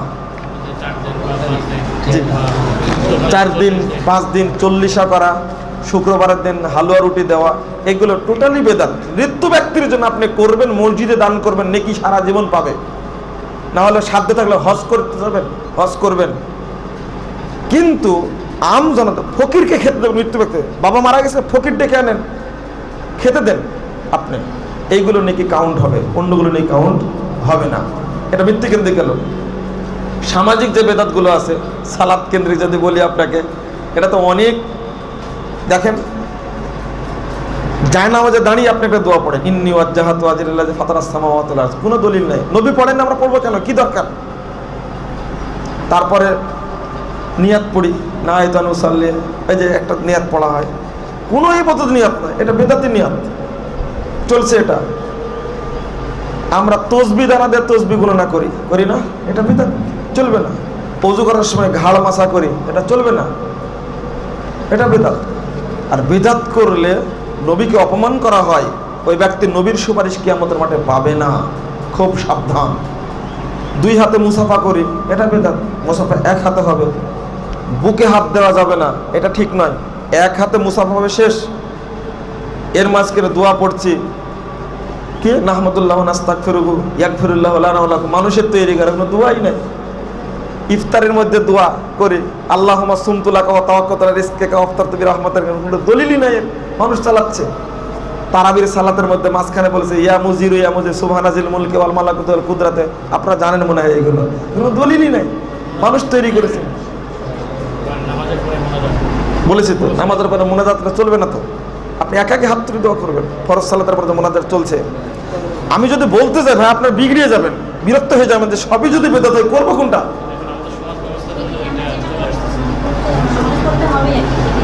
ও যে করতে হবে যেটা, এইগুলো ওই আগে বলে আসছিলাম, পরে কিন্তু আজ ছেড়ে দিয়েছি। অর্থাৎ নিয়াত করা যাবে না। আমি সালাতে দাঁড়িয়ে যাব আল্লাহু আকবার বলে, এর আগে মুখে উচ্চারণ করে নিয়াত বলতে হবে না। জায়নামাজ দাঁড়ায় কোনো নিয়াত নেই, আল্লাহু আকবার বলে হাত বাঁধার পরে এরপরে আপনি আল্লাহুম্মা বাইদ বাইনি বলেন, সুবহানাকা আল্লাহুম্মা ওয়া তাবারাকা ইসমুকা ওয়া তাআলা জাদ্দুকা, এই দোয়া আপনি পড়তে পারেন, এটা বাইদ বাইনি পড়তে পারেন। এটা গেল এক। ইফতারের সময় শুধু বলবেন বিসমিল্লাহ, আল্লাহুম্মা লাকা সুমতু আলা রিজকিকা আফতারতু, কেউ বলেন, এই হাদিস জয়ীফ। আর বাংলাদেশে চালু আছে, এরকম দলিল নেই, শুধু কি বলতে হবে? বিসমিল্লাহ। তো ইফতারের পরে যে দোয়াটি পড়ে জাহাবাজ জামা ওয়াবতালাতুল রুকু, এই হাদিস সহিহ বলা যাবে। তারাবির পরে সুবহানাজিল মুলকি ওয়াল মালাকুতু ওয়াল কুদরাতে, এটা না বলে এমনি সালাতের পরে যেটা পড়েন আল্লাহু আকবার, আস্তাগফিরুল্লাহ আস্তাগফিরুল্লাহ, যে দোয়াগুলো আয়াতাল কুরসি, এইগুলো আপনি পড়বেন, তারাবির পরেও পড়বেন এইগুলো, এটা হলো সুন্নাত। এটা হলো একটি ক্ষেত্র। মসজিদ কেন্দ্রিক চলেন, মসজিদে গিয়ে দেখবেন একদিকে আল্লাহ একদিকে মোহাম্মদ লেখা আছে, কাবা ঘরের ছবিটা দেওয়া আছে, কাবা ঘরের পিলারের ছবিটা দেওয়া আছে, এগুলো চলবে না। মেম্বার তৈরি করে রাখছে ইট বালি সিমেন্ট টাইলস দ্বারা, না, কাঠের মেম্বার হতে হবে, এটাই হলো সুন্নাত। মানুষ তৈরি করছে, তবে আপনি বলতে পারবেন না এই কথা যে সবাই তো করছে, আপনি নিষেধ করছেন কেন? সবাই করার সাথে ইসলামের কোনো সম্পর্ক নেই, হক একটাই, বাতিল সব হতে পারে, তাতে আপত্তি নেই। আপনাকে হকের উপরে থাকতে হবে। জাহান্নামে মানুষ যাবে কয়টা? 1000-এর মধ্যে কয়টা যাবে? 999টা জান্নাতে যাবে, তাই না? একটা জাহান্নামে যাবে না? উল্টা উল্টা 1000-এর মধ্যে জান্নাতে কয়টা যাবে? একটা। তো জনগণে যদি উদ্ধৃতি আপনি দেন এইভাবে, তা আমিও তো উদ্ধৃতি দিব। আমি বলি যে সবাই করছে যখন, আমি উত্তর দিই, এদেশের মানুষ ঘুষখোর বেশি না ঘুষ না খাওয়া মানুষ বেশি? তা আমরা ঘুষ খাই, যেহেতু এরা বেশি, এরাই ভালো। এদেশের মানুষ ফজরের সালাতে মসজিদে যাওয়ার লোকের সংখ্যা বেশি না ঘুমিয়ে যারা আছে তাদের সংখ্যা বেশি? তা আমরা ঘুমাই, তাহলে যে সবাই ঘুমিয়েছে আমি ঘুমাই, 2-4 জন মসজিদে যাই, কি লাভ? এদেশের মহিলারা বেশি বেপর্দা না পর্দানশীল বেশি? তা আমরাও বেপর্দা হয়ে যাই, আপত্তি আছে? বেশি যখন ঠিক ওইটাই করি। জি, তারপরে প্রশ্ন বলেন। হ্যালো, আমার আরেকটা প্রশ্ন হলো, রমজান মাসে ইফতার কখন করতে হবে? এই সংক্রান্ত দলিল ভিত্তিক। আলহামদুলিল্লাহ, আলহামদুলিল্লাহ, খুব সুন্দর একটা কথা বলেছেন। সবাই তো সিয়াম রাখি, তাই না? অন্তত যাই করি না কেন সিয়ামটা রাখার চেষ্টা করি রমজান মাসে, কিন্তু ইফতারি যে শেষ করে দেয়, ছোট্ট একটা জিনিসে ইফতার সিয়ামটা নষ্ট করে দেয়। যখনই সূর্য ডুববে তখনই ইফতার করতে হবে। সহিহ বুখারীর প্রথম খণ্ডের 361 পৃষ্ঠার হাদিস। আল্লাহ নবী বলেছেন, ফাইদা গরাবাতিশ শামস, যখন সূর্যাস্ত যাবে, ফাকাদ আফতার সায়েম, তখন সিয়াম পালনকারী ইফতার করবে। এটা বুখারীর হাদিস। যখন সূর্য ডুবে যাবে তখন ইফতার করবে। আর আমাদের পত্রিকায় লেখাতে সূর্যাস্তের টাইম লেখা থাকে না, এটাই হলো আসল টাইম। কিন্তু আমাদের দেশে ইসলামিক ফাউন্ডেশন থেকে আরো 3 মিনিট যোগ করা হয়। এটা ইসলামিক ফাউন্ডেশন করেছে, এটা আল্লাহ করেনি। আল্লাহর ভাষা, রাসূলের ভাষা অনুযায়ী, আল্লাহর বিধান অনুযায়ী যখনই সূর্য ডুববে তখনই ইফতার করতে হবে। এক। দ্বিতীয় বিষয় হলো ইফতার, আপনি এই টাইমটা বিশ্লেষণ করবেন কি করে? আপনার কাছে একটা বিপদ হয়ে গেল না, বিপদ না। আমরা ইফতার করি আজান দেখে, আর রাসূল বলেছেন ইফতার করতে হবে কি দেখে? সূর্য ডুবেছে কিনা সেটা দেখে। আর একই জায়গায় একসঙ্গে সূর্য ডুবে, তবে ঢাকা থেকে রাজশাহীর, ঢাকা থেকে চিটাগাং এই সূর্য কি একসঙ্গে ডুবে না, তফাৎ আছে। আমাকে ওইভাবে করতে হবে। রাসূল সাল্লাল্লাহু আলাইহি ওয়াসাল্লাম বলেছেন লাইজাল দীনু যাহিরান মা আজ্জালান নাসুল ফিতরা, দিন ততদিন বিজয়ী থাকবে যতদিন মানুষ দ্রুত ইফতার করবে। আবু দাউদের 263 পৃষ্ঠা একটা হাদিস বর্ণিত হয়েছে। আল্লাহ নবী বলছেন লিআন্নাল ইয়াহুদা ওয়ান নাসারা ইউআখিরুন, ইহুদি খ্রিস্টানরা ইফতার দেরিতে করে। সুন্দর, ইহুদি খ্রিস্টানদের মতো ইফতার দেরিতে করা যাবে না। সম্ভবত 5:55 সকালে টাইমটা বলে দেয় ইফতার, মানে সূর্যাস্ত এবং সূর্যোদয়। এটা এই টাইমটাই হলো সঠিক টাইম। যদি এখানে যদি উল্টাপাল্টা বলে তাহলে 3 মিনিট যদি যোগ করে, সৌদি আরবে কিন্তু আন্তর্জাতিক টাইম 3 মিনিট যোগ হয়ে যাবে, উল্টা হয়ে যাবে। তখন এই টাইমটা ওদের মানে কি চেঞ্জ করার সুযোগ নেই। আপনি আমাকে প্রশ্ন করতে পারেন এই মর্মে, রেডিওতে বা আবহাওয়া বিভাগ সেখানে তো চেঞ্জ করতে পারে না? আমাকে বলতে পারেন তো না, তারা তো চেঞ্জ করতে পারবে না ইচ্ছাধীন, অত সহজ।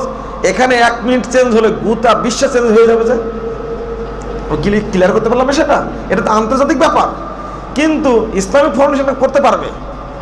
পেপারে কিন্তু 2টা জিনিস লেখা থাকে, পেপারও ধোঁকাবাজ। লেখা আছে যে ইফতারের সময়সূচি এখানে একরকম দিয়েছে, আর ওখানে সূর্যাস্তের সময়সূচি দিয়েছে আর একটা। অথচ আমি কোনটা করব? শিক্ষিত মানুষ যারা, আলহামদুলিল্লাহ, তারা এখন বোঝার চেষ্টা করছে। কে অনুমতি দিল ইসলামিক ফাউন্ডেশনকে যে ইফতারের সময়টা 3 মিনিট যোগ করতে হবে? যে না,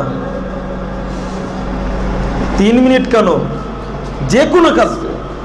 বিবিসি 7:30 হয় সকালে, আপনি 3 মিনিট পরে যদি অন করেন বিশ্ব সংবাদ শুনতে পাবেন? বলেন পাবো? 3 মিনিট পরে তো পাওয়া যাবে না। যেটা টাইম বিমানের শিডিউল লেখা আছে, 15 মিনিট আগে ইন করতে হবে আপনাকে। যদি 15 মিনিট কেন, 15 মিনিট, জাস্ট 15 মিনিট আছে সময়, তখন ইন করবেন আপনাকে। ঘড়ি দেখবে আগে। আমি এমন একজন যাত্রী, অবশ্য ডোমেস্টিক এয়ারলাইন্সের ঘটনা ঘটেছে, আমি রিকোয়েস্ট করার পরেও দেয়নি। ঠিক 15 মিনিট পার হয় 23 সেকেন্ড গেছে, আমাকে বলছেন যে স্যার আপনার কাউন্টার বন্ধ হয়ে গেছে। বন্ধ হয়ে গেছে মানে ঘড়িতে উল্টাপাল্টা থাকতে পারে তো? বলছে না, আমার ঘড়িতে বেজে গেছে আর কয়েক সেকেন্ড বাকি আছে 16 বাজতে। দেয়নি আমাকে। আপনাকে দিবে? শরীয়তের ব্যাপারে আপনি অলস কেন? জি, তারপরে বলেন, আর কে প্রশ্ন করবে? হ্যাঁ বলেন, আমার বসে বলেন। হ্যাঁ, সেটা হচ্ছে ঈদের নামাজ পড়ার নিয়ম। আরেকটি হচ্ছে যে আমি যে সমস্ত শেয়ার ক্রয়, আপনি যে বলেছেন যে শেয়ার ক্রয় বিক্রয়, জি জি, যে কোম্পানির শেয়ারটা বৈধ ইসলামিক পন্থায়, ওই কোম্পানির শেয়ার ক্রয় বিক্রয় করা হবে। আমি হচ্ছে আমার কোরআন ব্যতীত, কোরআনটা আপনি প্রোডাক্ট লাইনের সাথে আমাদের জীবনের জন্য যেগুলি প্রয়োজন, একেবারে অত্যাবশ্যক যে বিষয়টি, এরকম বাংলায় কোনো কিতাব বা গ্রন্থ আছে কিনা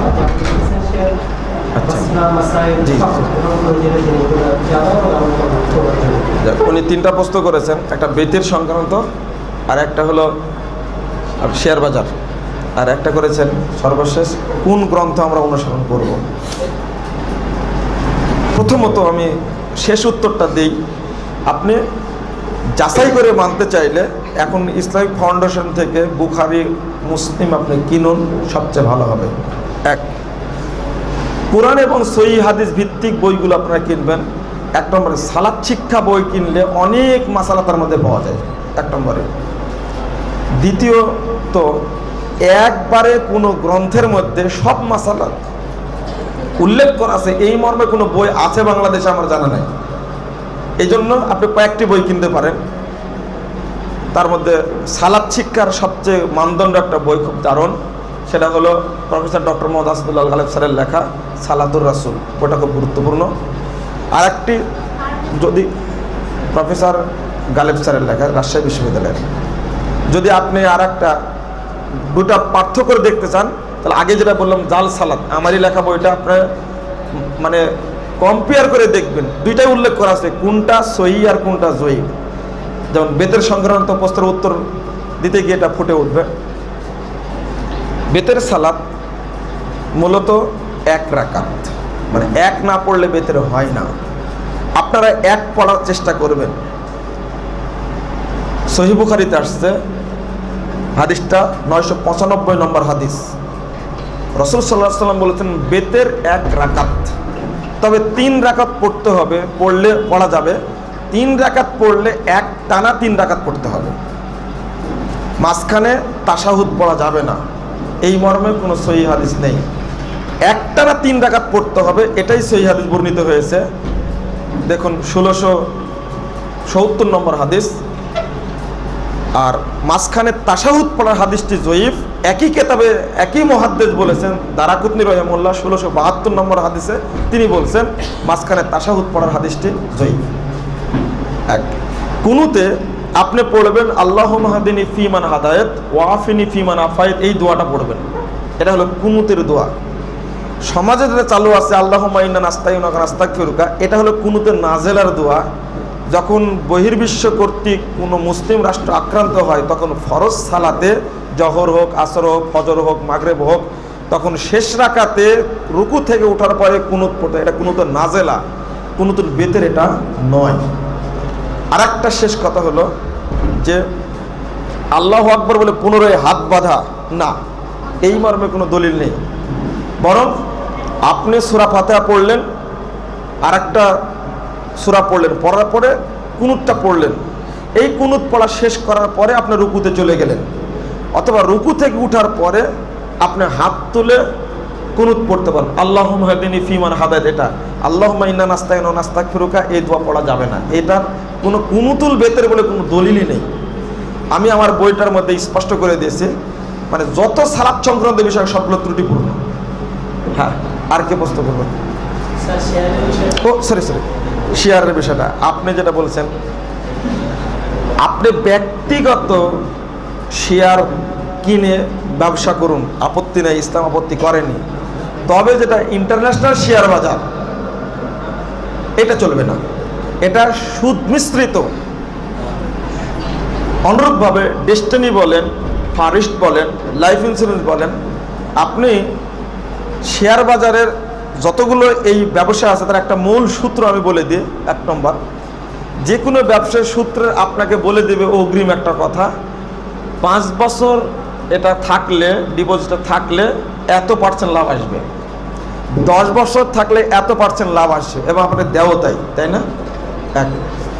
আপনার শেয়ারের সূত্র এইরকমই, এটা দামটা কম বলা হয়, ওঠানামা হয়। অগ্রিম বলে দেওয়া হচ্ছে, যে ব্যবসায়ী অগ্রিম লভ্যাংশ বলে দেবে ওই ব্যবসায় হারাম। তারপরে বলেন বেতের সালাদটা, বেতের সালাদটা বললাম যেটা, সেটা হলো 1 রাকাত পড়ার চেষ্টা করতে হবে প্রথমত। কত রাকাত? 1 রাকাত। 3 রাকাতও পড়া যাবে, তবে 3 রাকাত একসঙ্গে পড়তে হবে, মাঝখানে তাশাহুদ পড়া যাবে না। বাংলাদেশের বিশ্বাস হলে 1 রাত বেতের আছে কিনা বাংলাদেশের লোক জানেই না, নাউজুবিল্লাহ। অথচ হাদিস 1 রাকাতেরই বেশি। আল বিত্রুর রাকাতুন ওয়াহিদ, আল বিত্রুর রাকাতুন ওয়াহিদ, আল বিত্রুর রাকাতুন ওয়াহিদ, বেতের 1 রাকাত, বেতের 1 রাকাত। এতে বুখারী, মুসলিম, আবু দাউদ সব হাদিস গ্রন্থে আছে। শুধু মাযহাবে নাই তাই মনে করছে ইসলামেও নাই না। আছে এক। আর একটা হলো ভিতরে কুনুত পড়ার বিষয়টা যেটা বললাম আমি, কুনুত দুইভাবে পড়া যায়, রুকু থেকে উঠেও পড়া যায় হাত তুলে, আর রুকুতে যাওয়ার আগে পড়াটাই ভালো। হাত বাঁধা আছে, সূরা ফাতিহা পড়লেন, সূরা ইখলাস পড়লেন, পড়ার পরে দোয়াটাও সাথে সাথে পড়ে নেন, আল্লাহুম্মা হদিনি ফিমান হাদা ওয়া আফিনি ফিমান আফাদ। কিন্তু আল্লাহু আকবার বলে আবার হাত বেঁধে, এইটার কোনো জাল হাদিসও নাই। হ্যাঁ, সত্য কথা, একবারে জাল হাদিস আমরা পাইনি, নাই, মানুষ চলছে। যেমন একটা কথা, নাভির নিচে হাত বাঁধতে হবে বলে একটা ইঞ্জিনিয়ারিং সিস্টেম আছে, এইরকম ভাবে 3 আঙ্গুল এর উপরে রাখতে হবে, রেখে এইভাবে রাখতে হবে। এই ইঞ্জিনিয়ারিং পদ্ধতি কোনো দলিলেও নেই, না থাকলে নাই বলবো, থাকলে বলবো যে আছে, অথবা জাল থাকলে জয়ীব থাকলে বলবো। জি বলেন। জি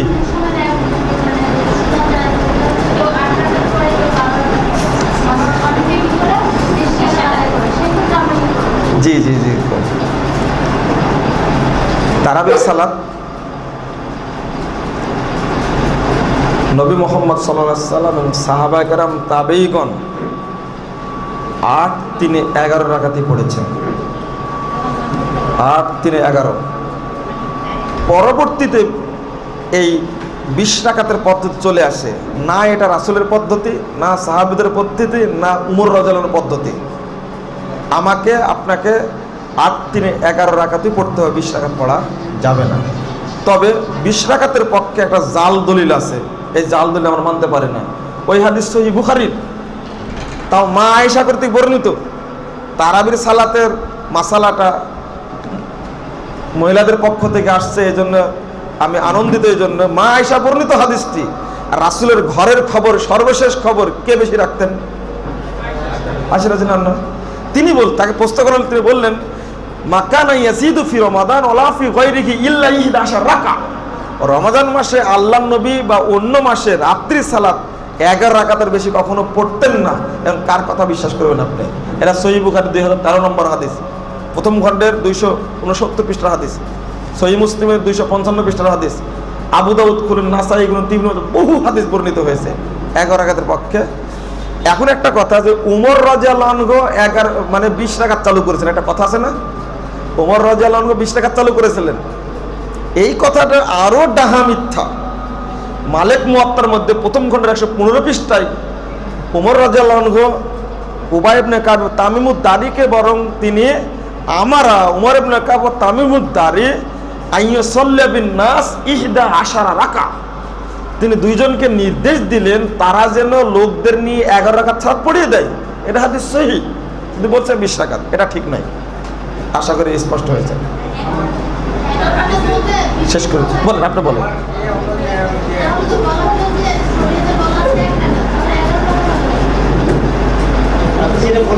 জি জি জি সরি, ধন্যবাদ, খুব সুন্দর একটা প্রশ্ন আর পুট আউট করে দিয়েছেন। জি, আসলে তারাবি পড়ার 2টা পদ্ধতি আছে। আমি বলেছি না যে 1 রাকাতও পড়তে পারেন, আবার বিতির, ঠিক আছে, বিতির 1 রাকাতও পড়তে পারেন, আবার 3 রাকাতও পড়তে পারেন। বলেছি 1 রাকাত পড়াই ভালো। পদ্ধতি হলো তারাবির সালাত আপনি একটানা 2-2 রাকাত করে 10 রাকাত পড়ে 1 রাকাত ভেতর পড়তে পারেন, এটাও হাদিস, সহিহ মুসলিম 255 পৃষ্ঠার হাদিস। আর একটা পদ্ধতি আছে, 2-2 রাকাত করে 8 রাকাত পড়েন, পড়ার পর 3 রাকাত ভেতর পড়েন, এটার পদ্ধতি। বেতের 3 রাকাত পড়ার আরেকটি পদ্ধতি আছে, এটা আমি প্রথম বলতে ভুলে গেছিলাম। সহিহ বুখারী 995 নম্বর হাদিস, রাসূল সাল্লাল্লাহু আলাইহি সাল্লাম সাহাবী, আল্লাহ নবী সাহাবী ইবনে উমর রাদিয়াল্লাহু আনহু বেতের পড়তেন 2টা পদ্ধতি। 3 রাকাত পড়তেন, 2 রাকাত পড়ার পরে তিনি সালাম ফিরে দিতেন, দেওয়ার পরে আর 1 রাকাত আলাদা করে পড়তেন। বেতের 3 রাকাত বেতের বলার সবচেয়ে উত্তম পদ্ধতি হলো এটা। আমি কি বুঝাতে পারলাম? কোন তো শেষে রাকাতে পড়তে হবে, এটা নিয়ম। এবার স্পষ্ট হয়েছে? জি বলেন। জি বলেন। বুখারী মুসলিম এই হাদিসগুলো সংগ্রহ হলো সালে, আর যে মাযহাবগুলো শুরু হলো কতটা। আচ্ছা আচ্ছা আচ্ছা। আরেকটা প্রশ্ন হলো যে মুনসার হিন্দাতের কথা যে আপনি বললেন, আইনাল হক। জি, আইনাল হক উনি তো বোঝাতে চাচ্ছেন, আমি যতটুকু জানি যে আইনাল মানে আমি, আর না আইনাল হক আনাল হক মানে আমি, আর আইনাল মানে তার আলের নাম নাকি ছিলেন যে আইনাল। ইন্না লিল্লাহি ওয়া ইন্না ইলাইহি রাজিউন। আমি সর্বশেষ সেটা হলো যে ওই তারপরে শরীয়তের আলেমদের ডিসিশনে তাকে তো হত্যা করা হয়েছে। জি জি জি জি জি। তার যে মাথাটা সেটা নাকি করছে লা ইলাহা ইল্লাল্লাহ মুহাম্মাদুর রাসূলুল্লাহ।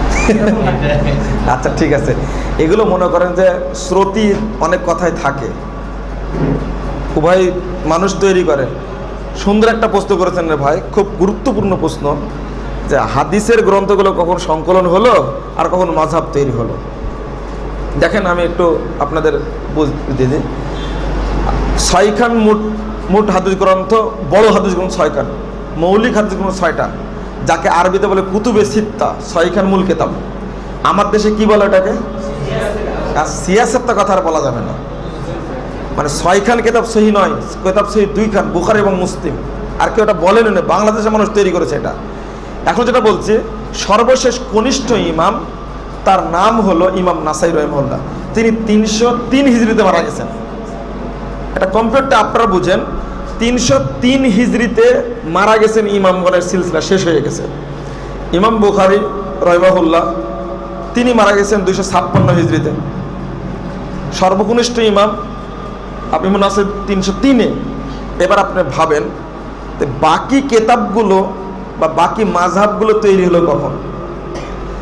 ইমামগণ মারার পরেও তৈরি হয়েছে, হাদিসের গ্রন্থগুলো সংকলিত হওয়ার পরেও মাযহাব তৈরি হয়েছে। আগে একটু হয়নি, মাযহাব আগে তৈরি হয়নি, মানে অর্থাৎ মাযহাবী গ্রন্থগুলো আগে তৈরি হয়নি। যেমন যদি হানাফি মাযহাবের কথা বলি, তাদের প্রধান কিতাব হেদায়া, এটা তৈরি হয়েছে 593 হিজরিতে। 593 হিজরিতে হেদায়া তৈরি হয়েছে। আর হাদিস সংকলনের শেষ হতে কথা বললাম 303-এ, 593 কোথায়? আর আরেকটা গ্রন্থ কুদুরি, এটা 428 হিজরিতে সংকলিত হয়েছে। তাও তো মিলছে না, মানে হাদিসের গ্রন্থগুলো সংকলন কতদিন পরে। আর একটি গ্রন্থের মূল্যায়ন করা বেশি, সেটা হলো সারে বেকায়া, সেটা হলো 747 হিজরিতে সংকলিত হয়েছে।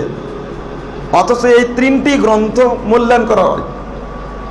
এক, শাফি মাযহাবের লোক মূল্যায়ন করে আল আজিজ, এটা সংকলিত হয়েছে আপনার 5ম শতাব্দী হিজরিতে। 486 হিজরিতে সৃষ্টি হয়েছে হাম্বলি মাযহাবের গ্রন্থ কিতাবুল মুগনি। এক কথায় বুঝাতে চাইলাম আমি, এই সবগুলো, যেমন ইমাম মালিকি মাযহাবের নামে যে গ্রন্থ আল মুদাওয়ানা, সেটা তৈরি হয়েছে 500 হিজরিতে। হাদিস সংকলন শেষ হয়ে গেছে বহু আগে, ইমামগণ মারা গেছেন বহু আগে। এই ফিতনাগুলো তৈরি হয়েছে বহু পরে। আশা করি ক্লিয়ার হয়েছে। এক, আর একটা বিষয় আপনি বললেন মানসুর হাল্লাজ সম্পর্কে। আনাল হক, আনা মানে আমি, যেমন আমি বাক্যটা বলি, ইংরেজিতে উই মানে কি আমরা বলি, আই মানে আমি, ঠিক আনা এরকম একটা অব্যয় আরবি ভাষায়। আনা মানে আমি, আল হক মানে বলে না, হক মাওলা একটা কথা আছে না সমাজে, সত্য। এই হক মানে সত্য, মানে মিনিংটা হলে আল্লাহ, আমি আল্লাহ। যেমন বলছে নিজেই যে আমি আল্লাহকে গবেষণা করলাম, করতে করতে করতে করতে হঠাৎ করে দেখছি আনাল হক, আমি আল্লাহ। আগের বাক্যটা মিলে অনুবাদ যদি করেন আমি সত্য, অনুবাদ তাই হলো। খুঁজতে গেলেন আল্লাহ, খুঁজে পেল সত্যকে, কথাটা এরকম হলো। দেখছে কি আমি আল্লাহ, ওই যেটা ব্যাখ্যা দিয়েছে এটা ঠিক নাই। এবং মানসুর হাল্লাজকে শুলে চড়িয়ে হত্যা করা হয়েছে, এটাই ঠিক। শুধু এই কথা বলার কারণে তাকে মেরে ফেলা হয়েছে। তার মাথা লা ইলাহা ইল্লাল্লাহ পড়ছিল, ঘটনা ওই রকমই হয়েছে। কেমন? আল্লাহর নবী তার পিতামাতাকে উঠায় কালেমা পড়ে মুসলমান তৈরি করেছে। নবী বলছেন 551 নম্বর হাদিস সহিহ মুসলিমের, আমার বাপ জাহান্নামে যাবে, কেউ ঠেকাতে পারবে না। আর আমরা তৈরি করেছি আল্লাহ নবী পিতামাতার কবর থেকে উঠে কালেমা পড়ে আবার কবর দিয়েছে। এটা মিথ্যা কথা, একটা ওইরকম কথা ছড়ে গেছে। আর একটা প্রশ্ন ছিল কি আপনার? তামেন ওই ভাই প্রশ্ন করুন। আচ্ছা, ভালো কথা। আচ্ছা, আপনাদের অনেক প্রশ্ন থাকবে, শেষ করতে হবে না? যাক, আপনাদের স্বার্থে ছাত্র মানুষের সাথে আমি কথা বলতে বেশি ভালোবাসি, এই অনেক কথা বলেছি। আর এক ভাই প্রশ্ন করবেন, আর করবেন না, আর আগামীতে কখনো যদি আল্লাহ সুযোগ দেয় আসার, তখন আমি আসবো ইনশাল্লাহ, কথাবার্তা বলবো। নামাজ এটা ফার্সি শব্দ, এর অর্থ হলো সের ঝোঁকানা। ফার্সি শব্দের অর্থ হলো মাথা ঝোঁকানো। মাথা ঝোঁকানো বুঝেন? এটা হলো মাথা ঝোঁকানো। এটা আসছে হিন্দু সংস্কৃতি থেকে। নামাজ বলাটা ঠিক নয়, ফার্সি শব্দ বলতে হবে সলাত, সলাহ, আরবি শব্দ সলাহ। আমার দেশে আসছে সলাত শব্দটি, যেমন ইবাদত, শাহাদত বলি না, এটা ধ্বনিতত্ত্ব বুঝেন তো? ধ্বনিতত্ত্ব, ধ্বনিতত্ত্ব এক এক দেশের এক এক রকম, তাই না? বলুন, দন্দির স ময়াকার বর্গীর জ কি হয়? সমাজ, ঠিক? দন্দির শয়ের রস্যি লয়েকার ট কি হবে? দুইটা শয়ের উচ্চারণ একরকম হলো। এখানেও দন্তির স, ওখানে দন্তের স, তাই না? এখানে বলতেন কি সমাজ, ওখানে সিলেট বলেন। এটা হলো ধ্বনিতত্ত্ব। ডক্টর শহীদুল একটা বই লিখেছেন বাংলা শব্দের ধ্বনিতত্ত্ব, চমৎকার। ধ্বনিতত্ত্ব সাথে যেমন আমাদের দেশে সালাদ বলে, এটাকে যদি কেউ সালা বলে তাহলে বস্তা বুঝবে। এটা সালা বুঝেন না, মানে বস্তা আমার দেশে। তা আমার দেশের ধ্বনিতত্ত্বটা কি? সালাত, জাকাত, ইবাদত, শাহাদত। অত সবগুলো আরবি উচ্চারণ কি? সালাহ, জাকাহ, শাহাদা, ইবাদা। তো ওইটা যদি করেন, এখন আমাদের সাথে ধ্বনিতত্ত্ব মিলে গেছে। অনেক উদাহরণ আপনি বাংলা শব্দ দ্বারা দিতে পারবো আপনাকে, যেটা উচ্চারণ আমরা আলাদা করি। যেমন সমাজ করি একটা, বলি একটা, স্বাস্থ্য বলি না। যাক, অধিকার যাচ্ছে না, এটা বাংলা সাহিত্য পড়াতে আসি না আমি। হ্যাঁ, আপনি কি বলছিলেন?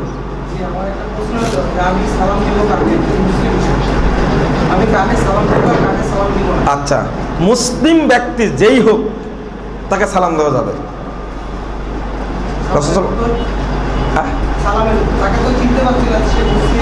হাদিসে আসছে আলাম আল্লাহ মান তারিফ অমল্লম তারিফ, তুমি যাকে চিনো যাকে চিনো না উভয়কে তুমি সালাম দাও। সহিহ মুসলিমের হাদিস, কিতাবুল ঈমানের এই ৩-৪টা অধ্যায়ের পরে হাদিসটা আসছে, যেটা বলছি যে আপনি যদি নিশ্চিত হন লোকটি হিন্দু, তাহলে সালাম দেওয়া যাবে না।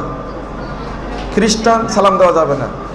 তবে আপনি নিশ্চিত যদি না হন, সালাম আপনি দেবেন, আপত্তি নেই, তাও সালাম দিতে হবে। উত্তর, হ্যাঁ, উত্তর দেওয়া যাবে। জি, যে সালাম দিচ্ছে,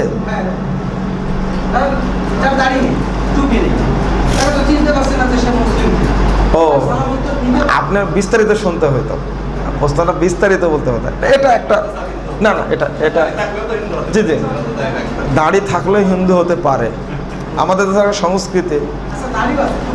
হ্যাঁ, হতে পারে। হ্যাঁ, খ্রিস্টান হতে পারে তো। হ্যাঁ, কি বলেন আপনি? খ্রিস্টানরা, ইহুদিরা সালাত পড়ে, এটাকে আপনি জানেন? ইহুদিরা সালাত পড়ে, শুধু ওরা বুঝতে পেরেছে সায়েন্টিফিক ব্যাখ্যা দিয়ে সালাত হলো শারীরিক ব্যায়ামের সবচেয়ে উত্তম পদ্ধতি। ওরা বুঝতে পেরেছে ঠিক নিয়মে সালাত আদায় করে ওরা বিভিন্ন জায়গাতে। সবাই না, যারা জ্ঞানী তারা সালাত পড়ে। বহু মানুষ টাকনোর নিচে কাপড় পরে না ওরা, কারণ এখানে সায়েন্টিফিক ব্যাখ্যা আছে। কোনো ব্যক্তি যদি, পুরুষ লোক যদি টাকনোর নিচে কাপড় পরে, তাহলে ওই ব্যক্তির মধ্যে দুর্বলতা তৈরি করে আছে। এটা হলো সায়েন্টিফিক ব্যাখ্যা। ওরা সালাত পড়ে, তার অর্থ কি এটা আমি সালাত পড়া বাদ দেব? আমি তাকে সালাম দেব? বুঝতে পারলে আমি সালাম দেব না। তবে সে যদি আপনাকে বড় হয়, তাহলে আপনি আদাব বলতে পারবেন, শুধু এতটুকু। নমস্কার বলা যায়, নমস্কার তোমাকে সেজদা করলাম, আচ্ছা, এটা বলবেন। জি, প্রথম ধর্ম যদি ইসলাম হয়, সেক্ষেত্রে আমরা সিলেটে দেখলাম যে হযরত শাহজালাল যখন আসলেন, উনি এসে ইসলাম ধর্ম প্রচার করলেন, এখানে হিন্দু অধিষ্ঠিত ছিল, পরে ওনারা মুসলিম হলেন। এই প্রশ্নটা মানে জি জি, যাক, আলহামদুলিল্লাহ। আমি ইসলাম প্রথম ধর্ম, সর্বপ্রথম ধর্ম। এটা ঠিক। তবে আজকে যেমন বিভিন্ন মতবাদের নাম বললাম, মতবাদ তৈরি করেছে মানুষ, ঠিক ধর্মের নামে অনেক দিন মানুষ তৈরি করেছে।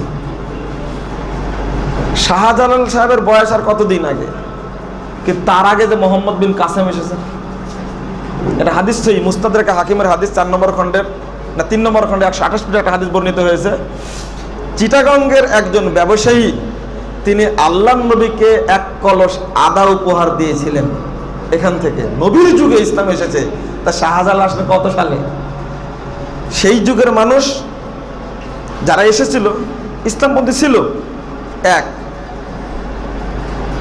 প্রথম ধর্ম ইসলাম, কথাটা যেমন ঠিক, ইসলাম সব জায়গায় পৌঁছেনি এটাও ঠিক। ইসলাম তো সব জায়গায় পৌঁছেনি। মানুষের বয়স নবীর যুগ থেকে নয়, মানুষের বয়স 10,000 বছর আগে থেকেই। সুতরাং 10,000 বছর আগ থেকে পৃথিবীর সর্বত্র দিন প্রচারিত হয়নি। সবচেয়ে বেশি দিন জয়লাভ করেছে সেটা হল উমর রাদিয়াল্লাহু আনহুর সময়, অর্ধজাহান ব্যাপী। তাহলে অন্য ধর্ম চালু থাকতে পারে এবং থাকাটাই স্বাভাবিক, পৌঁছেনি। হাদিসটা হলো এই, কাল কিয়ামতের মাঠে যদি কোনো ব্যক্তি দাবি করে এই মর্মে যে আল্লাহ আমার কাছে তো নবী যায়নি, আমার কাছে কোনো সত্য দিন আসেনি, তোমাকে দোষী করছে কেন? আল্লাহ তখন কি করবেন? হাদিসে যেটা আসছে, রাসূল সাল্লাল্লাহু আলাইহি ওয়াসাল্লাম বলছেন তখন এই ব্যক্তিকে একটা অঞ্চলে পাঠিয়ে দেবেন তাৎক্ষণিক, এবং তার কাছে কিতাব সহ নবী পাঠাবেন। পাঠানোর পরে ওই ব্যক্তির ঈমানটা যাচাই করা হবে, তারপরে তার বিচার নিষেধ হবে। এই হাদিস প্রমাণ করে কোনো কোনো অঞ্চলে দিন নাও পৌঁছতে পারে, যেটা চালু আছে সেটাকে দিন মনে করে। যেমন 567টা ধর্ম আছে ইন্ডিয়াতে। কয়টা? 567টার মতো। ভাষা আছে এর, জাতি সব মিলে জাতি ধর্ম ইন্ডিয়াতে সবচেয়ে বেশি আছে। সবাই কি হিন্দু ধর্ম বিশ্বাসী? না। সবাই কি একসঙ্গে তৈরি হয়েছে? না, এক এক সময় এক একটা তৈরি হয়েছে। যেমন চরমনায় আকিদা তৈরি হলো চরমনায় পীরের সময়ে, তার আগে তো ছিল না। 1800 আকিদা তৈরি হলো 1800 পীরের সময়, তার আগে তো ছিল না। সেই ক্ষেত্রে মানুষ তৈরি করতে পারে। জি, তারপরে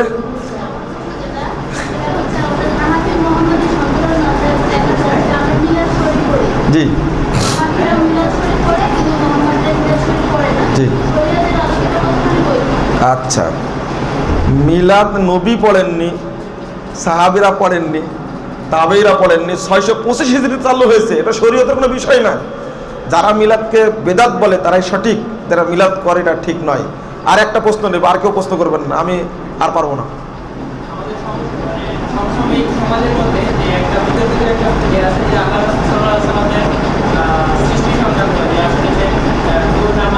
জি জি জি আচ্ছা, বসেন। এটা হলো শেষ প্রশ্ন, আপনারা কেউ প্রশ্ন করবেন না, পরে আবার হবে ইনশাআল্লাহ। জি হ্যাঁ, এটা যেটা বলার বিষয় এখন আমার কাছে, সেটা হলো নবী মুহাম্মদ সাল্লাল্লাহু আলাইহি সাল্লাম মাটির তৈরি, নট নূরের তৈরি।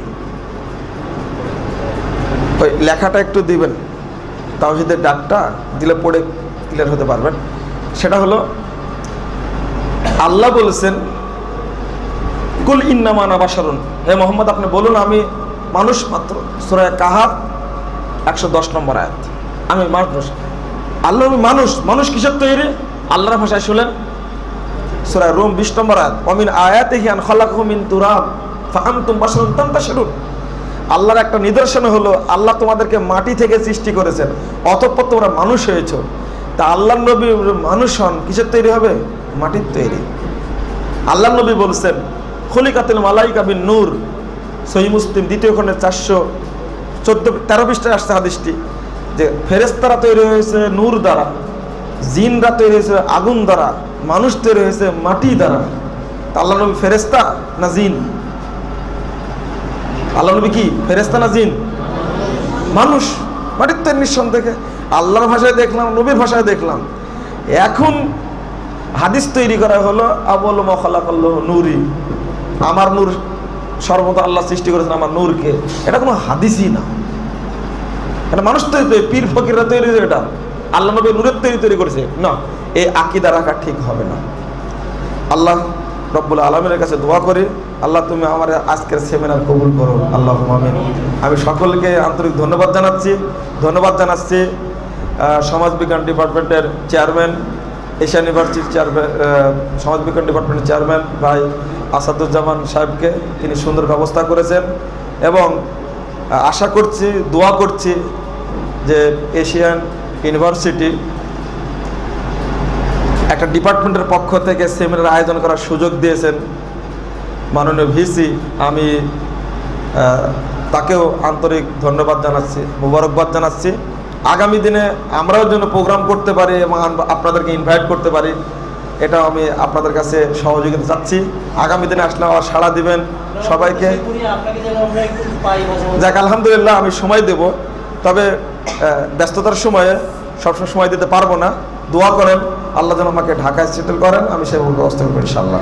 তো ঠিক আছে, সুবহানাকা আল্লাহুম্মা ওয়া বিহামদিকা আশহাদু আল্লা ইলাহা ইল্লা আনতা আস্তাগফিরুকা ওয়া আতুবু ইলাইকা। আসসালামু আলাইকুম ওয়া রাহমাতুল্লাহি ওয়া বারাকাতুহু।